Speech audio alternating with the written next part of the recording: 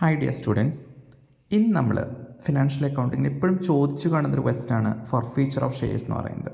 മിക്കവാറും യൂണിവേഴ്സിറ്റിയുടെ പരീക്ഷയ്ക്ക് ചോദിക്കുന്ന ഒരു ക്വസ്റ്റനാണ് ഫീച്ചർ എന്താ, അതേപോലെ തന്നെ ഫീച്ചറിൻ്റെ പ്രൊസീജിയർ എന്താണെന്നുള്ളത്.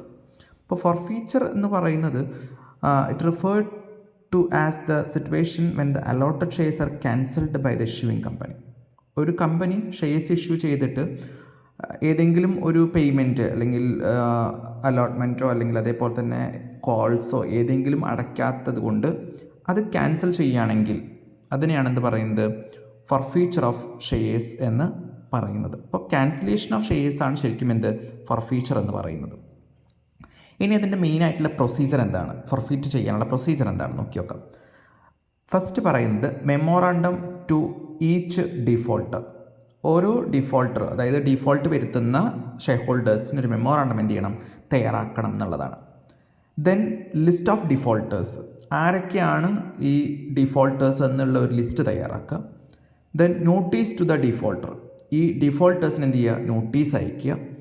ദെൻ റെസൊല്യൂഷൻ ഫീച്ചർ, ഈ ഫീറ്റ് ചെയ്യാനുള്ള ഒരു റെസൊല്യൂഷൻ പാസ്സാക്കുക. ദെൻ ഇൻഫോർമേഷൻ ഓഫ് ഫീച്ചർ, ഈ ഇങ്ങനെ ഫീറ്റ് ചെയ്യുന്നതിനുള്ള ഇൻഫർമേഷൻ എന്ത് ചെയ്യുക, ഡിഫോൾട്ടേഴ്സിന് കൊടുക്കുക. ദെൻ റിമൂവൽ ഓഫ് നെയിംസ്, ആ ഡിഫോൾട്ടേഴ്സിൻ്റെ നെയിംസ് എന്ത് ചെയ്യുക, കമ്പനിയുടെ രജിസ്റ്റർ ഓഫ് മെമ്പേഴ്സിൽ നിന്ന് എന്ത് ചെയ്യുക, റിമൂവ് ചെയ്യുക, അതായത് ഷെയർ ഹോൾഡേഴ്സിൻ്റെ പേരിൽ നിന്ന് റിമൂവ് ചെയ്യുക. ദെൻ ട്രാൻസ്ഫർ ഓഫ് ഫർഫീറ്റഡ് എമൗണ്ട്, അത് കഴിഞ്ഞ് എന്ത് ചെയ്യുക, ഫർഫീറ്റഡ് എമൗണ്ട് ട്രാൻസ്ഫർ ചെയ്യുക എന്നുള്ളതാണ്. ഇപ്പോൾ ക്യാപിറ്റൽ റിസർവിലേക്ക് അല്ലെങ്കിൽ അങ്ങനെയാണ് എന്ത് ചെയ്യുന്നത്, ഫർഫീറ്റ് ചെയ്ത എമൗണ്ട് ട്രാൻസ്ഫർ ചെയ്യുന്നത്. കാരണം എന്താണെന്ന് വെച്ച് കഴിഞ്ഞാൽ ഫർഫീറ്റ് ചെയ്ത് കഴിഞ്ഞാൽ ആ ഷെയർസിൻ്റെ മുകളിൽ ഷെയർ ഹോൾഡേഴ്സ് അടച്ച എമൗണ്ട് ഒരിക്കലും എന്ത് ചെയ്യില്ല, അവർക്ക് തിരിച്ചു കൊടുക്കില്ല. അപ്പോൾ അതിനെയാണെന്ന് പറയുന്നത് ആ എമൗണ്ട് ട്രാൻസ്ഫർ ചെയ്യുന്നു എന്ന് പറയുന്നത്. അപ്പോൾ ക്യാപിറ്റൽ റിസർവിലേക്കാണ് അത് നോർമലി എന്ത് ചെയ്യുന്നത്, ട്രാൻസ്ഫർ ചെയ്യുന്നത്. അപ്പോൾ ഇതാണ് പ്രധാനമായിട്ടുള്ള അതിൻ്റെ സ്റ്റെപ്സ് എന്ന് പറയുന്നത്. വളരെ സിമ്പിളാണ്.